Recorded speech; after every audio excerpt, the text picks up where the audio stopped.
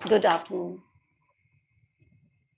मैंने कल एक भेज दिया था नोट आप लोगों को, जो लास्ट क्लास में पढ़ाया था, contingent contract, Yes, कोएग्रीग ma'am. Contract, उसका है ना? ठीक है।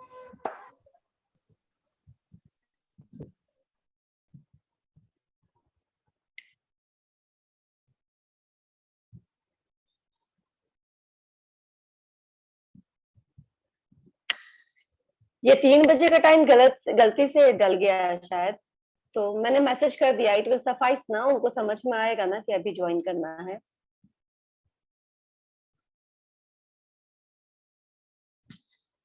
हाँ मैम, आ जाएगा।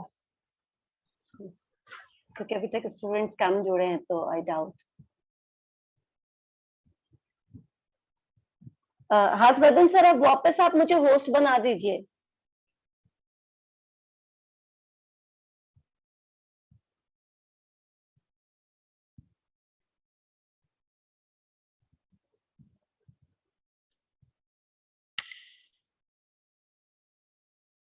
एक सेकंड।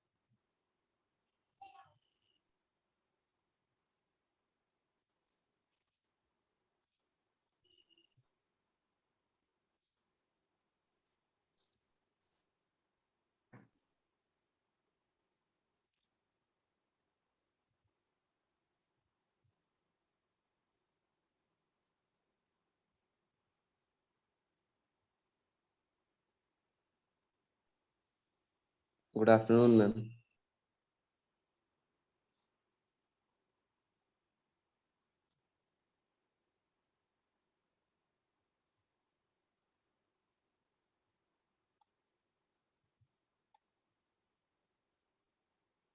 है, हम लोग क्लास शुरू करते हैं। बाद में बच्चे ज्वाइन करते हैं। और आप लोग सब कैमरा ऑन कर लीजिए प्लीज। जिनको कुछ खास दिक्कत नहीं है, कुछ खास वजह नहीं है, please keep your video on.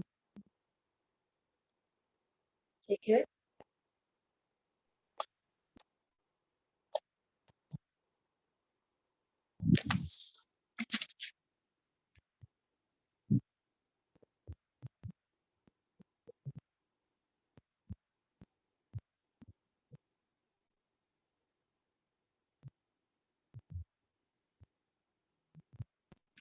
ठीक है,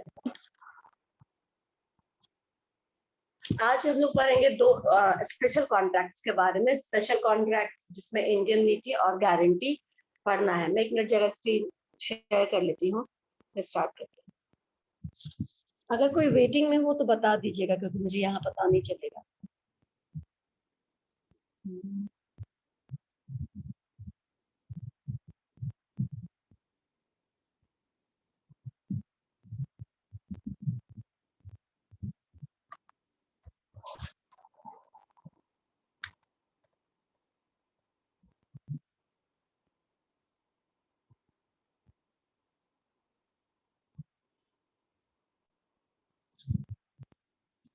ठीक है,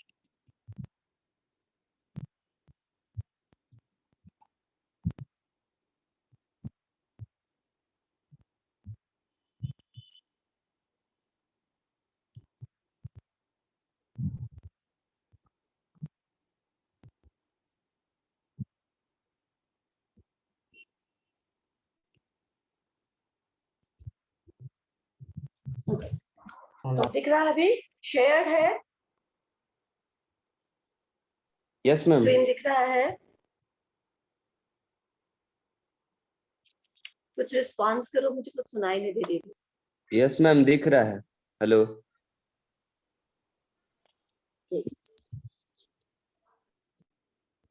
बोलिए आप लोग, कुछ सुनाई नहीं दे रहा मुझे। हाँ मैम दिख रहा है। बोल रहे हो क्या तुम लोग? Yes ma'am. Yes yes ma'am ma'am. दिख रहा है, कब से बोल रहे हैं। आवाज नहीं जा रहा है मेरा से। तुम्हारा आवाज जा रहा नहीं। है, मैम को नहीं जा रहा अच्छा है। ठीक है, मैं देखती हूँ, शायद सुनाई नहीं दे रहा मुझे, एक बार फिर से हाँ, कनेक्ट समझ आ करती ही हूँ। नहीं रहा।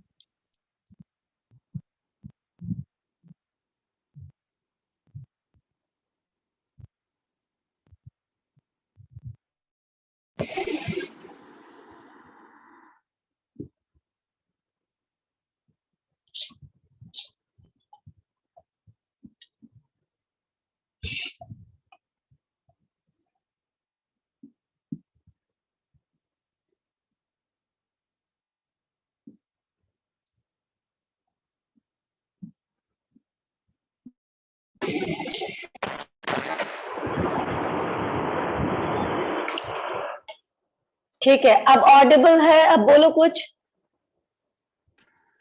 Yes ma'am. ठीक है, अब आवाज आ रही है। ओके, तो हम लोग को जो पढ़ना है कॉन्ट्रैक्ट, वो अभी स्पेशल कॉन्ट्रैक्ट है, इसमें दो दो कॉन्ट्रैक्ट हम लोग को पढ़ना है, इंडेमनिटी एंड गारंटी। गारंटी के बारे में बाद में देखेंगे, पहले इंडेमनिटी समझ लेते हैं क्या होता है। इंडेमनिटी का मतलब होता है कि अगर किसी का कुछ नुकसान हुआ है तो उसको कंपनसेट करना। If somebody has suffered some loss, then somebody who has given them इंश्योरिटी कि हम आपको ये लॉस नहीं होने देंगे, उस आदमी को क्या करना पड़ेगा, वो इंडेमनीफाई करना पड़ेगा। अच्छा ठीक है, हम लोगों ने कॉन्ट्रैक्ट में एक वो देखा था, मैंने एक आप लोगों को एक एग्जाम्पल दिया था जब मैं बता रही थी आपको कि कोई भी चीज, जो कोई भी टर्म्स एंड कंडीशंस हिडन नहीं होना चाहिए, क्लियरली पता होना चाहिए कि इसको कॉन्ट्रैक्ट का जो दूसरा पार्टी है, अगर आपका कोई भी कंडीशन है तो क्या होना चाहिए, before entering into the contract उस दूसरे पार्टी को पता होना चाहिए। कहा था मैंने, है ना, जैसे कि हम लोगों ने एग्जाम्पल में दिखा था कि सपोज करो कि कोई फ्लाइट से कहीं जा रहा है और उसने टिकट लिया और टिकट के बैक में लिखा हुआ जो भी टर्म्स एंड कंडीशन हो, वो भी ऊपर में सी बैक या पीटीओ वगैरह नहीं लिखा है। तो वैसे कंडीशन में अगर कस्टमर को कुछ नुकसान होता है तो उस नुकसान की भरपाई वो एयरवेज करता है या करना चाहिए उसको? यस मैम करना चाहिए। That is what indemnity means. इसी तरीके का इंडेमनिटी जहां पे, अच्छा ठीक है, यहाँ तो इम्प्लाइड हो गया, यहाँ पे तो पहले एक्सप्रेस नहीं था, यानी पहले वो नहीं बोलता है कि मैं आपके सामान के लिए रिस्पॉन्सिबल हूँ। तो यहाँ पे तो सिंस आपका ये टर्म्स एंड कंडीशंस पहले नहीं बताया गया था और उस पैसेंजर को कुछ नुकसान हुआ आपके एयरवेज से ट्रैवल करने की वजह से, तो you have to indemnify that, you have to compensate that particular loss. लेकिन ये हमने इम्प्लाइड इंडेमनिफिकेशन देखा, कहीं कहीं पे ऐसे एक्सप्रेस्ड बोला जाता है कि आप यहाँ पे कुछ भी, कोई भी काम कर सकते हैं, अगर आपको ये करने का नुकसान हो तो मैं आपको उस नुकसान का हर्जाना पे कर दूंगा। This is what indemnification means. अब हम लोग कॉन्ट्रैक्ट पे वापस आते हैं कि क्या है, समझ में आ गया ना कि इंडेमनिटी मतलब होता है कि किसी का make good the loss. Make good the loss का मतलब होता है नुकसान का भरपाई करना, ठीक है ना। This is the phrasal word कि make good the loss means कि वट एवर आपका लॉस हुआ है will compensate that loss, will make that loss good, ठीक है ना, हम उसको कंपनसेट कर देंगे। That is what indemnity means, compensation, act of compensation when a person suffered any loss। अब सेक्शन 124 इसको कैसे डिफाइन करता है, a contract by which one party promises to save the other from loss caused to him by the conduct of the promiser himself। अगर हमारे और तोशी के बीच में कोई कॉन्ट्रैक्ट है और मैं तोशी को बोलती हूँ तुम ऐसा करो, तुम्हें कोई नुकसान नहीं होने वाला है, अगर कोई नुकसान हुआ तो आई विल गिव यू कॉम्पनसेशन, मैं तुम्हारे नुकसान को क्या करूंगी, इंडेमनीफाई कर दूंगी, कॉम्पनसेट कर दूंगी।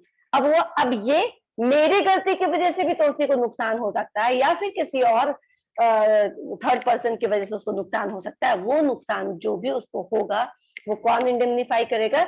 मुझे करना पड़ेगा। यही लिख रहा है ये कि a contract by which one party promises to save the other, यानी मैं एक कॉन्ट्रैक्ट के थ्रू मैं क्या कर रही हूँ, तोशी को प्रॉमिस कर रही हूँ कि अगर ये काम करने से तुम्हारा कुछ भी नुकसान हुआ तो आई will give you the compensation, I will indemnify you. समझ में आया? इसी कॉन्ट्रैक्ट को हम इंडेमनिटी कहते हैं। जब हम एग्जाम्पल देखेंगे तो और क्लियर हो जाएगा। तो जो आदमी बोलता है कि मैं तुम्हारे नुकसान को I make good the loss, मैं आपके नुकसान का कॉम्पनसेट कर दूंगा, आपके नुकसान का कॉम्पनसेशन दे दूंगा, उसको हम लोग कहेंगे इंडेमनीफायर। यानी मेरे और तोसी के केस में who become the indemnifier? Ma'am आप हो गई। हाँ मैम। बिल्कुल सही, बिल्कुल सही, आपको समझ में आ रही है। तो मैं इंडेमनीफायर हो गई और तोसी इंडेमनीफाइड या इंडेमनिटी होल्डर, दोनों ही कह सकते हो, या तो उसको इंडेमनिटी होल्डर कह सकते हैं या उसको इंडेमनीफाइड कह सकते हैं, तोशी हो गई। ठीक है, अब हम लोग यहाँ एग्जाम्पल देखते हैं। पहला एग्जाम्पल क्या है? X contract to indemnify Y against the consequences of any proceedings which Z may take against Y in respect of certain sum of rupees 100 rupees। Simple है, एक्स और वाई के बीच में क्या होता है कि एक्स वाई को बोलता है कि अगर जेट तुम्हारे अगेंस्ट कोई भी प्रोसीडिंग्स करेगा, जो तुमने उसे 100 रुपए का उधार दिया है, उस उधार में अगर वो कोई भी प्रोसीडिंग्स करता है या कोई भी ऐसा तुम्हारे अगेंस्ट कदम उठाता है, तो मैं क्या करूंगा? मैं तुम्हारे नुकसान की भरपाई कर दूंगा। समझ में आया? ये केस अगर नहीं भी समझ में आया ये एग्जाम्पल, तो यहाँ पे एक्स और वाई के बीच में क्या रिलेशन हो गया? एक्स हो गया इंडेमनीफायर और वाई हो गया इंडेमनिटी होल्डर या इंडेमनीफाइड, राइट? और जेड कौन हो गया? जिसके एवज में मैं ये, यहाँ पर ऐसे जेड नहीं भी हो सकता है, नॉट लाइक कि जेड होना जरूरी है, दो पार्टी के बीच में ही ये कॉन्ट्रैक्ट होता है। लेकिन वो क्या बोलता है कि जो हमने जेड को कोई भी चीज दिया था और जेड अगर आपके अगेंस्ट कोई भी एक्शन लेता है तो आई विल इंडेमनीफाई दिस।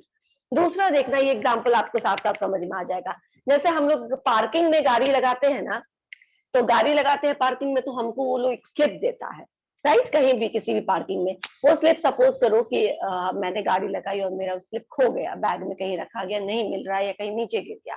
अब मैं वापस जाऊंगी उससे लेने के लिए अपनी गाड़ी, तो वो मुझे मना करेगा, क्योंकि वो बोलेगा या तो टोकन दीजिए, जो हमने आपको टोकन दिया था वो आप हमको टोकन वापस करिए। अब मेरे पास टोकन नहीं है, तो अब वो मुझे कब कैसे देगा? तो एक ही कंडीशन है जब वो मुझे दे सकता है गाड़ी, क्योंकि वो गार्ड है, उसकी इतनी अथॉरिटी नहीं है कि वो आपको इतना महंगा सामान किसी और का डिलीवर कर दे। तो वो आपको एक चीज बोल सकता है, या फिर उसका बॉस आपको बोल सकता है, जो मैनेजमेंट है वहां का उस पार्किंग का, वो आपको बोल सकता है कि आप एक काम करिए, एक इंडेमनिटी बॉन्ड लिख करके दे दीजिए।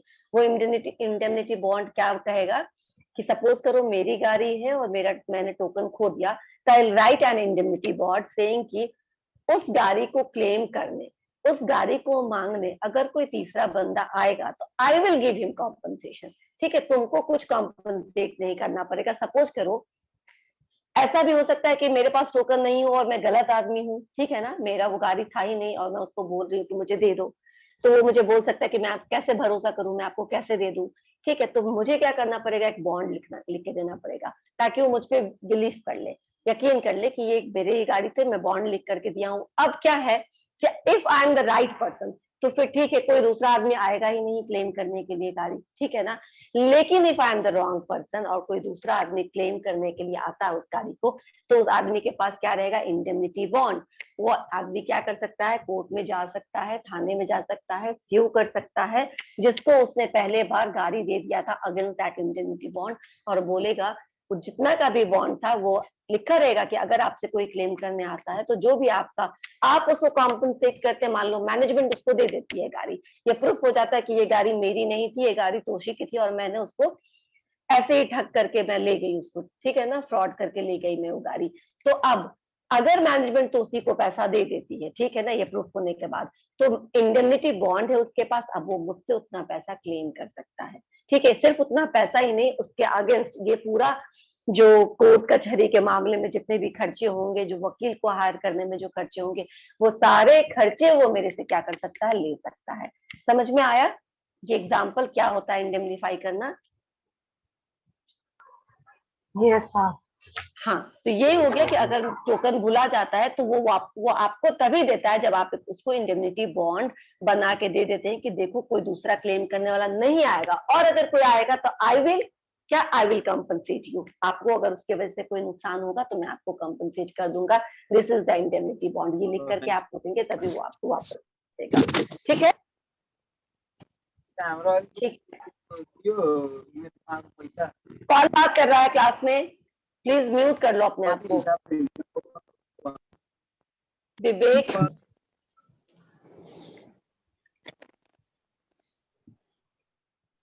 ओके।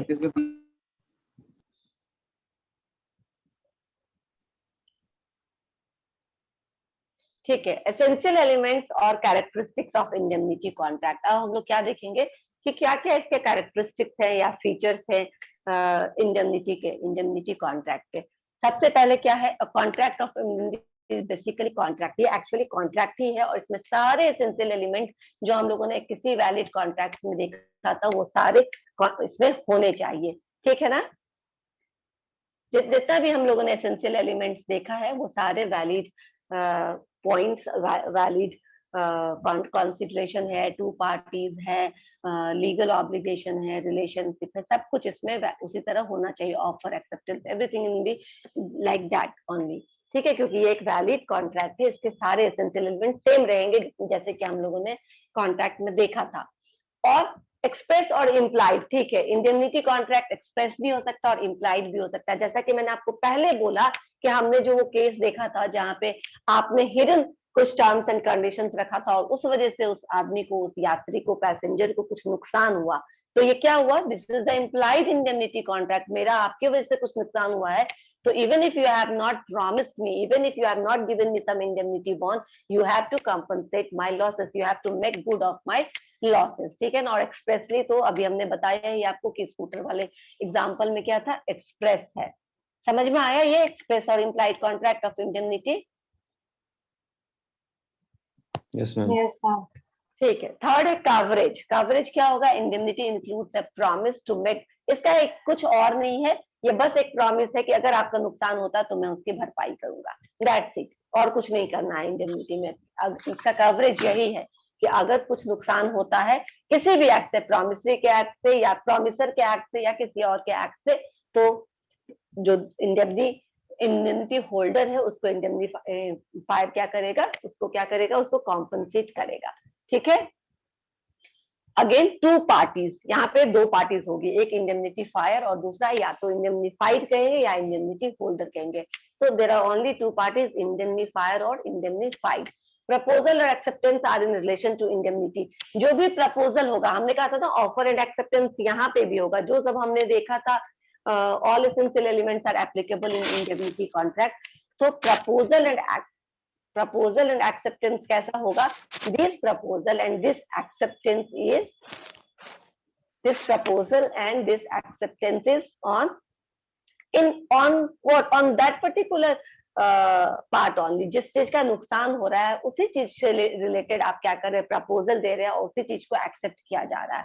मतलब इंडेमनिटी से रिलेटेड होगा, जो आप कॉम्पनसेट करेंगे, जिस नुकसान को आप कॉम्पनसेट करेंगे उस चीज से रिलेटेड प्रपोजल भी होगा और उसी चीज से रिलेटेड एक्सेप्टेंस भी होगा, और कुछ नहीं होगा। ठीक है ना, बहुत स्ट्रीमलाइन, बहुत सुलझा हुआ है कि जिस चीज को लेकर के मुझे, या आपने कहीं से आवाज आ रही है, प्लीज म्यूट कर लो। ठीक है ना, कुछ क्वेश्चन पूछना होगा तो पूछ लेना, म्यूट कर लो। नाउ प्रपोजल ऑफ इंडेमनिटी क्या है, प्रपोजल एंड एक्सेप्टेंस समझ में आ गया। Offer and acceptance will be in relation to indemnity only. ठीक है ना, जिस चीज पर या जिस चीज का नुकसान हो रहा है उसी से रिलेटेड ऑफर होगा, उसी से रिलेटेड एक्सेप्टेंस होगा। प्रपोजल ऑफ इंडेमनिटी का क्या मतलब हो गया, a person promised to make good the loss anything from some accident or natural phenomenon or disaster। वो नुकसान अगर किसी नेचुरल फिनोमिनन की वजह से होता है या फिर डिजास्टर की वजह से होता है, किसी भी नुकसान की वजह से होता है, तो उसकी भरपाई आप कर सकते हैं। ठीक है ना, किसी भी कारण से होता है। Person promise to make good the loss, यानी इंडेमनिफायर जो है वो बोलता है कि आपको ये किसी भी वजह से नुकसान होगा तो आई will give you the compensation. ठीक है ना, इसमें ये नहीं कि एक्सीडेंट की वजह से होगा तो नहीं देंगे, किसी और वजह से होगा तो नहीं देंगे। नुकसान अगर किसी भी कारण से होगा तो आई विल इंडेमनिफाई योर लॉस, ठीक है। नेक्स्ट क्या है, ओरिजिन ऑफ लायबिलिटी। ओरिजिन क्या है, कब ये इंडेमनिटी आएगा एक्शन में, ओरिजिन ऑफ लायबिलिटी है, इसका क्या मतलब हुआ, ये एक्शन में कब आएगा, कब इसको एग्जीक्यूट करना पड़ेगा, जब कुछ नुकसान होगा तभी। नुकसान होगा, करेक्ट। जैसे कि मैंने आपको वो इंडेमनिटी बॉन्ड बना करके दे दिया और अपना गाड़ी लेकर मैं आ गई, अब आपका कोई नुकसान ही नहीं होगा तो मुझे उस इंडेमनिटी बॉन्ड को एग्जीक्यूट करने की जरूरत ही नहीं होगी, अनलेस एंड अनटिल कोई दूसरा क्लेम करने वाला आता है और आपको उसको पे करना पड़ता है या उसकी वजह से कोई नुकसान उठाना पड़ता है, कोई केस लड़ना पड़ता है, तो जो भी आपका डैमेजेज होता है तभी करेंगे, नहीं तो उसका कोई ओरिजिन तब तक नहीं होता जब तक कोई नुकसान हो नहीं। एक सेकंड। नेक्स्ट पॉइंट है गुड फेथ, यानी इंडेमनिटी हमेशा गुड फेथ पे दिया जाता है, यानी आप पर भरोसा है, that's why I am giving you this. मैं बता रही हूँ कि आई विल इंडेमनिफाई योर नुकसान, मुझे ये गुड फेथ पर ही दिया जाता है, जिस पर आपको भरोसा होगा, जिससे आप काम कर सकते हैं, सिर्फ आप उसको ये इंडेमनिटी दे सकते हैं, ठीक है। तो ये इसका जो बेसिस होता है वो गुड फेथ होता है, यानी दूसरा पार्टी जो है वो गुड फेथ में रहेगा। सॉरी अगर आप लोगों ने ये क्लास 3 बजे इसलिए ज्वाइन किया है क्योंकि उस पे चला गया, तो मैंने उसमें इमीडिएट मैसेज कर दिया था कि ज्वाइन नाउ, राइट। मुझे भी नहीं पता था कि वो 3 बजे का टाइमिंग हो गया है। नाउ रियल इंडेमनिटी क्या है, रियल इंडेमनिटी मतलब रियल लॉस को बस ये भरपाई करने का जिम्मेदारी लेता है और किसी चीज की भरपाई नहीं करेगा, जो रियल जितना आपका नुकसान होता है वो बस उस नुकसान की भरपाई करने का इंडेमनिटी में कॉन्ट्रैक्ट किया जाता है, ठीक है। जो भी लॉस होता है आपका, उसके अलावा कुछ नहीं, ठीक है। Yes ma'am. Yes, ma'am. Okay, now अब हम लोग देखते हैं rights of indemnity holder. Indemnity holder क्या हो गया कि इंडेमनिटी होल्डर कौन है, जिसको ये हमने प्रॉमिस किया है कि मैं आपके लॉस का, यानी आपके जो भी आपका लॉस होता है उसको कॉम्पनसेट करूंगा। उसका राइट क्या क्या है, स्टार्ट फ्रॉम सेक्शन 125 और सारे इसमें सब सेक्शन में दिया हुआ है। Right to recover all damage, 3 right है उसके पास, डैमेजेज रिकवर करने का, कॉस्ट रिकवर करने का और सम्स रिकवर करने का। देखो तीनों को थोड़ा समझना क्योंकि तीनों के बीच में बस फाइन लाइन डिफरेंसेस है। सबसे पहला है कि कोई डैमेज अगर होता है, अगर इंडेमनिटी होल्डर को किसी भी तरह का डैमेजेज होता है जो उसको उसके कारण पे करना पड़ता है, ठीक है ना, तो वो डैमेजेज जो उस मैटर ऑफ फैक्ट से रिलेटेड हो, तो उस डैमेजेज के इंडेमनिटी के लिए वो अप्लाई कर सकता है, उसको सारे डैमेजेज मिलेंगे। यानी किसी भी तरीके का नुकसान अगर होता है, डैमेजेज मतलब आप कह सकते हो किसी के रेपुटेशन का भी को भी डैमेज हो सकता है, ठीक है ना, किसी का रेपुटेशन डैमेज हो सकता है, किसी की क्रेडिबिलिटी खराब हो सकती है, तो वो जो भी डैमेजेज होगा वो भी आपको कॉम्पनसेट करना पड़ेगा, ठीक है। और या फिर कुछ और नुकसान होता है तो। दूसरा है right to recover all cost, यानी कि अगर आप केस लड़ते हैं तो आप जितना भी डॉक्यूमेंटेशन का खर्चा होता है या फिर वकील का खर्चा होता है या फिर जो भी आपको लड़ने में खर्चा होता है वो सारा आप वो रिकवर कर सकता है आपसे, ठीक है, इंडेमनिटी होल्डर। तीसरा है राइट टू रिकवर ऑल सम। मैं कुछ नहीं सुन पा रही हूँ, आप लोग कुछ बोल रहे हैं क्या? मैम बोले कि वो रेपुटेशन में क्या कॉम्पनसेट करेगा? हाँ, देखो कभी कभी क्या होता है ना, क्रेडिबिलिटी आपकी खराब हो जाती है। मान लीजिए कि आपके किसी भी एक्ट के वजह से किसी का नुकसान हुआ और आपकी क्रेडिबिलिटी खराब हो गई, तो उसको रिस्टोर करना, उसको वापस से लाना बहुत मुश्किल होता है। तो उसको रिस्टोर करने के लिए आप माफीनामा दे सकते हैं, ठीक है ना। आप एक ओपन पब्लिक उसमें न्यूज़पेपर में या किसी भी जगह ओपन फोरम में कि हमारी वजह से इनको ये डैमेज हुआ है, काइंड ऑफ, ठीक है ना, क्योंकि जो गुडविल जो डैमेज होता है उसको आप कैसे कॉम्पनसेट कर सकते हैं, उसको आप इसी तरीके से कि आप अपोलॉजी दीजिए लिख करके, तभी आप कॉम्पनसेट कर सकते हैं। उसका पैसा दे करके तो कुछ कॉम्पनसेशन हो नहीं सकता। अगर कुछ डैमेजेज होता है, यानी कि अगर कुछ कैश में डैमेजेज होता है तो वो कैश में होगा, लेकिन गुडविल या फिर रेपुटेशन को हार्म पहुंचाते हैं तो आपको अपोलॉजी देना पड़ेगा, वो भी पब्लिकली, ठीक है ना, ताकि ये भूल सुधार जिससे बोलते हैं ना कि किसी और की गलती से ये हुआ था, उसको आप कॉम्पनसेट कर सके। Rights to recover all cost का मतलब होता है कि जो भी पैसा खर्चा हुआ, यानी कि अगर वकील का या फिर जाने आने का या डॉक्यूमेंटेशन का जो भी खर्चा हुआ वो भी आप रिकवर कर सकते हैं। Third is right to recover all sums. All sums मतलब अगर आपको कुछ पेनल्टी पे करना पड़ा, ठीक है, कुछ भी पे करना पड़ा extra in addition to that cost, अगर आपने उसको पेनल्टी पे किया है या अगर आपने कुछ ज्यादा अमाउंट आपने पे किया है जो कि एज पर कॉन्ट्रैक्ट है, ठीक है ना, वो उसी वैसा ही देखो, इट्स नॉट कि आपने ज्यादा अपने मन से कर दिया, लाख रुपए का सामान था और 2 लाख पे कर दिया, ऐसा नहीं है। जो उस कंडीशन में प्रूडेंट है, जो वाइज है, जो आपको लगता है कि इतना पे करना पड़ सकता है, सी indemnity holder can recover all sums which he may have paid under the terms of any compromise of any such suit। मान लो किसी को इंटरेस्ट के साथ पे करना पड़ा, ठीक है ना, तो जितना कुछ पे करना पड़ा, price of that particular thing जिसको आप इंडेमनीफाई करें प्लस इंटरेस्ट, जितना कुछ उसको पे करना पड़ा, जो कि एक आम आदमी अपने से डिफॉल्टर होता और फिर उस कंडीशन में उसको देना पड़ता है। ऐसा नहीं है कि आपने किसी का लाख रुपए के सामान के बदले में 10 लाख रुपया दे दीजिए और अब आप उनसे 10 लाख रुपया ले लीजिएगा, ऐसा नहीं होगा। अगर वो 2 लाख का सामान है तो 2 लाख प्लस इंटरेस्ट या प्लस कुछ अगर आपको और देना पड़ रहा है जो भी उसका नुकसान हुआ है, तो जो एक बनता है, जो कि अगर वो इंडेमनिटी कॉन्ट्रैक्ट नहीं होता, नॉर्मल ऐसे ही होता, आप और वो दूसरा पार्टी डायरेक्ट होते और उसका नुकसान हुआ रहता और आपको पे करना पड़ता, ठीक है ना। एक प्रूडेंट, एक वाइज जो एक पेमेंट होता है, अगर आपने कोई वाइज पेमेंट किया है जो कि कॉन्ट्राडिक्टरी नहीं है किसी ऑर्डर के, तो फिर क्या होगा, मुझे वो पेमेंट पे करना पड़ेगा। समझ में आया ये? Yes ma'am. मतलब ऐसे नहीं है सिंपल, कि ऐसे नहीं है कि आप जो भी इंडेमनीफायर है वो कुछ भी पे कर देगा और मुझसे इंडेमनिटी जो मुझे देना है उससे कुछ भी रिकवर कर सकता है, ऐसा नहीं है। इंडेमनिटी होल्डर वही पे करेगा जो अमाउंट है, उसके अलावा अगर उसको कुछ पे करना पड़ा जो कि उस समय ठीक है, कोर्ट ने बोला है कि आपको ये इंटरेस्ट भी पे करना पड़ेगा, इनका ये नुकसान हुआ इतने दिनों के सामान गुम हो जाने के कारण, तो वो भी आपको पे करना पड़ेगा। तो वो जो एक प्रूडेंट आदमी एक वाइज डिसीजन ले सकता है उस सर्कमस्टांसेस में, उस कॉम्प्रोमाइज में अगर उसको कुछ भी पे करना पड़ा तो वो टोटल सम आपसे रिकवर किया जा सकता है, ठीक है। इंडेमनिटी होल्डर इंडेमनीफायर से वो सब कुछ रिकवर कर सकता है। Clear? Yes ma'am. Yes Yes, ma'am. ma'am. Ma'am third और फर्स्ट पॉइंट तो सेम ही है। हाँ, आपको नहीं, देखिए एक जगह डैमेजेज की भरपाई है, अगर आपका कुछ नहीं हुआ सिर्फ डैमेजेज हुआ है, ठीक है ना, सिर्फ आपको इंटरेस्ट पे करना पड़ा, पूरा पैसा नहीं, आपने सामान दे दिया और सामान के साथ इंटरेस्ट दे दिया, तो क्या हुआ, सिर्फ डैमेजेज पे करना पड़ा, सब कुछ तो नहीं पे करना पड़ा है ना। तो यहाँ पे सिर्फ आपको जो आपने डैमेज अगर आपने पे किया है, कोई बोल रहा है आपको कि मेरा इतना, आपके ये चीज रिकवर नहीं करनी चाहिए, या मेरा गाड़ी भुला दिया, या मेरा आपने कीज भुला दिया, या कुछ भी ऐसा है जो हमने आपको दिया था रखने के लिए और उसकी वजह से मेरा ये नुकसान हुआ, उसके बाद आपने सामान वापस कर दिया, ढूंढ के कहीं से भी सामान वापस कर दिया, लेकिन वो नुकसान जो था वो तो उसको हुआ, तो आपने भी क्या किया, सिर्फ डैमेजेज पे किया उसको। समझ में आ रहा है?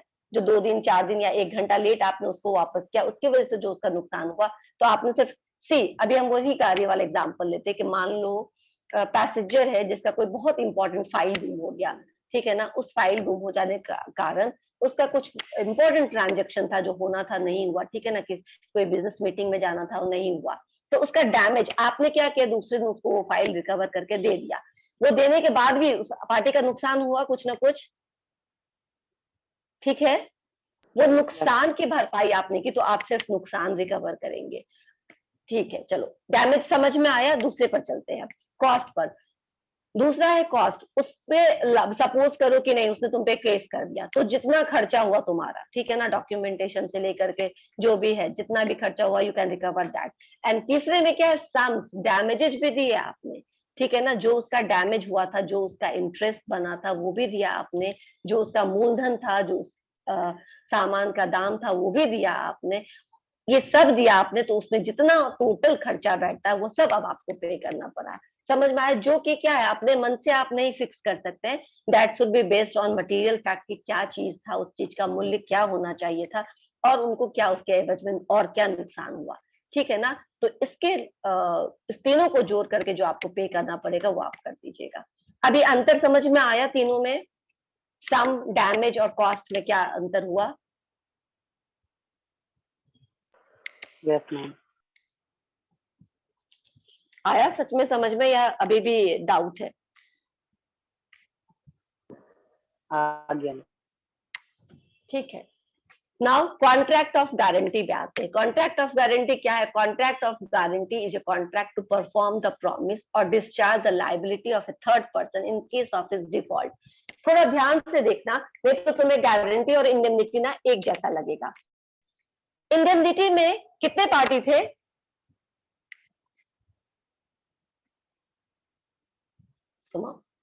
इंडेमनिटी में कितने पार्टी थे? एक बार फिर से मैं रीस्टार्ट करूंगी, तब अटेंडेंस वगैरह ले लेंगे, अभी नहीं ले रही हूं मैं। कितने पार्टी थे? दो हो गए। जो जनरल कॉन्ट्रैक्ट में हाँ, इंडेमनिटी होल्डर, इंडेमनिटी नहीं, जनरल कॉन्ट्रैक्ट में भी दो नहीं होते, दो या ज्यादा पार्टी हो सकते हैं, ठीक है ना? कम से कम दो, कम से कम दो। तो इंडेमनिटी में क्या है? दो लोग हैं, एक इंडेमनिटी होल्डर और दूसरा इंडेमनिफायर, हो ना? इंडेमनिफायर, इंडेमनिफायर एंड इंडेमनिफाइड या इंडेमनिटी होल्डर दो पार्टी थे। अब मैं हम लोग कॉन्ट्रैक्ट ऑफ गारंटी पे आते हैं। यहाँ पे पहला डिफरेंस यही पे है कि मेरे और तोशी के बीच में क्या कॉन्ट्रैक्ट हो रहा है। मेरे और तोशी के बीच में कॉन्ट्रैक्ट ये हो रहा है कि अगर अभिषेक ने वापस नहीं किया टाइम में, मैं अभिषेक की गारंटी देती हूँ, ठीक है ना? अब ये बहुत बड़ा रिस्क है। मैं अभिषेक की गारंटी देती हूँ कि अगर उसने तुम्हें टाइम पे पे नहीं किया तो आई विल पे यू। समझ में आया? तो हम इसमें कितने पार्टी दिख रहे हैं आपको? तीन पार्टी है ना? तो गारंटी में हमेशा तीन पार्टी होता है, ठीक है ना? एक होता है कौन? श्योरिटी, एक होता है कौन? प्रिंसिपल डेटर, और तीसरा होता है कौन?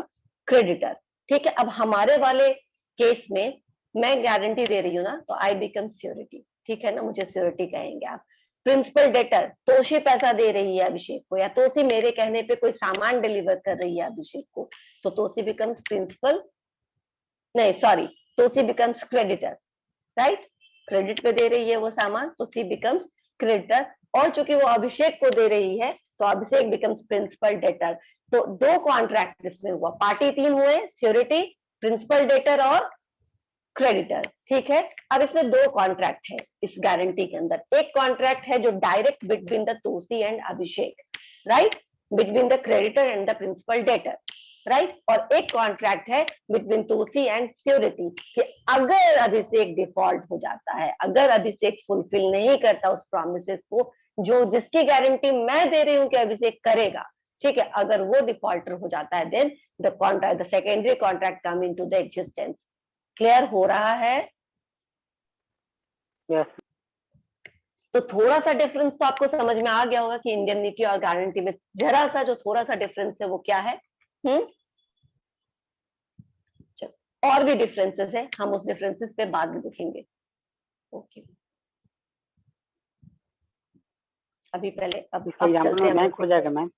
हाँ बिल्कुल, अभी आएंगे हम लोग उस सब चीजों पे, देखते हैं, बहुत कुछ आता है इस एग्जाम्पल में, चलते हैं धीरे धीरे। बस हमने चाहे अभी जो मेन पॉइंट था वो मेरा था कि डिफरेंस आप थोड़ा इंडेमनिटी को और गारंटी को समझ लीजिए कि दोनों अलग अलग हैं, दोनों में नुकसान की भरपाई हो रही है। एक में कब नुकसान की भरपाई हुई? जब तीसरा बंदा जो प्रिंसिपल डेटर है वो डिफॉल्टर हो जाता है, तब मुझे मेरा जो है ना काम रोल आता है, तब मैं अभिषेक नहीं पे करेगा, तब सोनी मैम को पे करना पड़ेगा, अदरवाइज सोनी मैम को कोई मतलब नहीं है उससे। लेकिन इंडेमनिटी में क्या होता है? मेरी वजह से भी अगर कोई प्रॉब्लम होता है तो भी मुझे इंडेमनिफाई करना पड़ेगा। वहां सिर्फ दो लोग हैं, यहाँ तीन लोग हैं, ठीक है? वहां सिर्फ एक कॉन्ट्रैक्ट है between the indemnifier and indemnity holder, यहाँ पे दो कॉन्ट्रैक्ट है। एक कॉन्ट्रैक्ट है प्रिंसिपल डेटर और क्रेडिटर के बीच में, जिसने लिया और जिसने दिया उसके बीच में, और एक कॉन्ट्रैक्ट है जिसने दिया और जो गारंटी दे रहा है कि वो करेगा उसके बीच में। क्लियर? समझ में आया? Yes ma'am, yes ma'am. Good, okay. अब आगे बढ़ते हैं हम लोग। इसमें क्या है कि अब जो दे रहा है उसको क्रेडिटर, ये तीनों लाइन तो मैंने बता ही दिया। अब गारंटी में दो कॉन्ट्रैक्ट होते हैं, ये भी आपको पता चल गया। देखो एक एग्जांपल है, X ask Y to give a loan of 5,000 rupees to Z। X बोलता है Y को कि आप Z को क्या करिए, 5,000 रुपए का लोन दीजिए, और अगर Z आपको वो वापस नहीं करेगा तो कौन वापस करेगा? X will pay the amount, ठीक है ना? अगर Z ने उसको पे नहीं किया तो X will, यानी he will pay the amount. In this example, X becomes what? Surety. Y becomes creditor and Z becomes the principal debtor, जिसकी प्राइम रिस्पॉन्सिबिलिटी है वो हो गया प्रिंसिपल डेटर। ओके, यहाँ तक क्लियर है? अब हम एसेंशियल फीचर्स ऑफ गारंटी देखेंगे। ठीक है, फर्स्ट पॉइंट है dependency of sureties obligation on principal debtors default, यानी कि श्योरिटी का जो भी प्रोमिसेस है उसको पे करने का या उसके नुकसान को भरपाई करने का या देने का, वो तब एग्जिस्टेंस में आता है जब प्रिंसिपल डेटर डिफॉल्टर हो जाता है। अगर प्रिंसिपल डेटर डिफॉल्टर नहीं है तो फिर श्योरिटी का कोई उसमें काम आता ही नहीं, कोई रोल आता ही नहीं उसका। समझ में आया? There must be a conditional promise to pay on the default of the principal debtor. अगर प्रिंसिपल डेटर डिफॉल्टर होता है तभी कंडीशन आएगी कि मुझे पे करना पड़ेगा, otherwise it will not be contract of guarantee, नहीं तो कोई कॉन्ट्रैक्ट ऑफ गारंटी नहीं होगा। क्लियर? समझ में आया? Yes, ma'am. दूसरा, existence of a principal debt. सबसे पहला प्रिंसिपल डेट होना चाहिए, कुछ ना कुछ मेन अमाउंट होना चाहिए, कुछ होना चाहिए बीच में जिसके ऊपर आप ये गारंटी देंगे। अगर कुछ है ही नहीं, कोई कुछ पे करने की लायक, अच्छा, और वो जो प्रिंसिपल डेट है वो वैलिड डेट होना चाहिए, लीगल डेट होना चाहिए। लीगल कुछ कर्जा आप दे रहे हो उसको, जिसको जो लॉफुल है। अगर आप कुछ ऐसा कर रहे हैं that is forbidden by law और वो ऑलरेडी इलीगल है और आपने मुझे बिना बताए, मुझे ये पता नहीं है कि वो ऑलरेडी फॉरबिडन है, मुझसे गारंटी ले ली, तो सिंस चूंकि वो ऑलरेडी फॉरबिडन है तब भी आपने मुझसे ले लिया, तो आई एम नॉट लायबल, क्योंकि लीगलिटी मुझे जरूरी नहीं है कि सब कुछ पता हो। ठीक है ना? मैंने उसको सही समझते हुए गारंटी दिया था। देखना एक बार ये केस, पता चलेगा आपको कि केस है Luann versus bank of Scotland के बीच में, जहां पर ए ने क्या किया था, एक ओवरड्राफ्ट बनाया। बैंक है जिसने एक ओवरड्राफ्ट बनाया। ओवरड्राफ्ट मीन्स के लोन कोई उसको विड्रॉ कर सकता है, जितना उसके सेविंग अकाउंट में है या जितना उसके क्रेडिट अकाउंट में है, उससे ज्यादा वो ओवरड्राफ्ट कर सकता है, उससे ज्यादा वो विड्रॉ कर सकता है। तो उस ओवरड्राफ्ट की गारंटी किसने दी? डी ने उस ओवरड्राफ्ट की गारंटी दी कि जो भी वो एक्स्ट्रा ले रहा है, जो आप उसके अकाउंट में उतना तो वो ले ही सकता है, उससे ऊपर वो जितना भी लेगा, I will give you the guarantee to, आपको वो मिल जाएगी, आपको जो है वो पार्टी दे देगा। अगर उस पार्टी ने नहीं दी तो आई will give you that particular thing. लेकिन बाद में देखा गया जो ओवरड्राफ्ट है वो किसी न किसी बैंकिंग लॉ के कॉन्ट्रारी में था, उसके अगेंस्ट था, बैंकिंग लॉ के अगेंस्ट था, जो कि नहीं होना चाहिए। तो अब डी को स्यू किया गया कि जो लॉस हुआ है बैंक को आप दीजिए।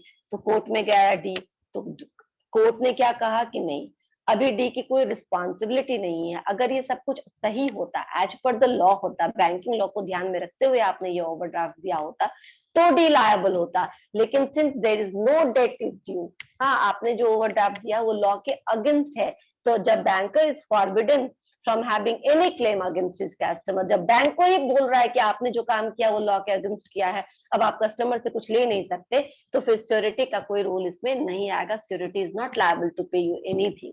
ठीक है? अगर आपको पार्टी नहीं दे रहा तो, क्योंकि आपने पहले ही कुछ गलत लॉ के अगेंस्ट जाकर के ओवरड्राफ्ट कर दिया है। समझ में आया? यानी कि कुछ तो वैलिड डेट होना चाहिए, कुछ वैलिड प्रिंसिपल डेट या लोन होना चाहिए जिसके ऊपर मैं आपको गारंटी दूंगी।